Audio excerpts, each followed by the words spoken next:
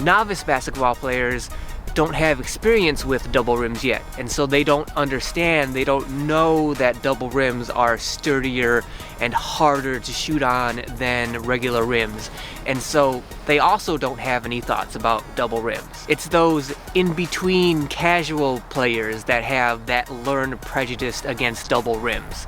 They have the experience of knowing that shooting on double rims is harder than it is on regular rims, and so they usually have some kind of learned prejudice against shooting on double rims.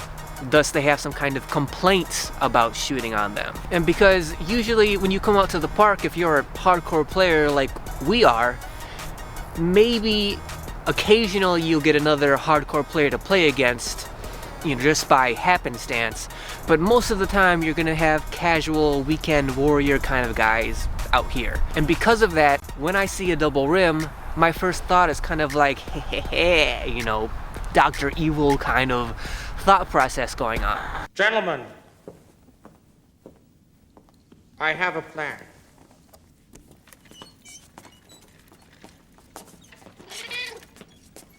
Because when I see a double rim, and I think of what the competition is going to react to having to play on a double rim, what I'm doing is just waiting. I'm waiting to hear some opponent say something negative, to have some kind of complaint about a double rim.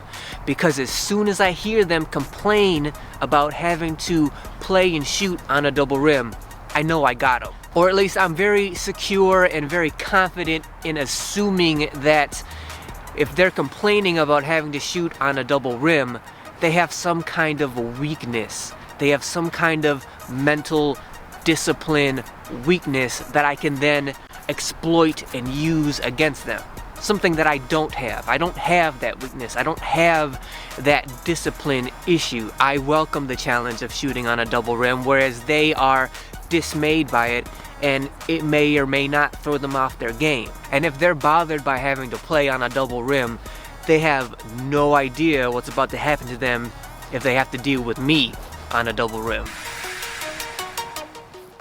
So basically, I like double rims because they're good for me and they're bad for my opponents. Now let's briefly touch on the no net issue. So a basketball rim having a net on it is a luxury. You don't need a net in order to play, in order to shoot. But I would say that it is an important luxury to have. Because a net on a rim serves two important purposes, which is, number one, it's just an indicator of whether or not the ball actually goes through the rim or not and makes a basket. Especially in the style of today's game, which is like players shooting a lot of long distance threes.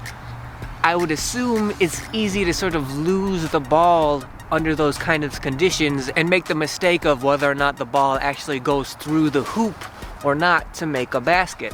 I'm sure it's been mistaken both ways of whether or not the ball's gone through or not. Maybe it's gone through and not been counted, or it's not gone through and then it's been counted. Either way, I'm sure that mistake is made a lot on basketball rims with no net. So having a net is just helpful when it comes to indicating whether or not a shot actually goes in or not. But number two, and I think kind of overlooked and underrated, is the idea that having the net on the basket is also very satisfying. It adds a level of satisfaction to the game, to making a basket.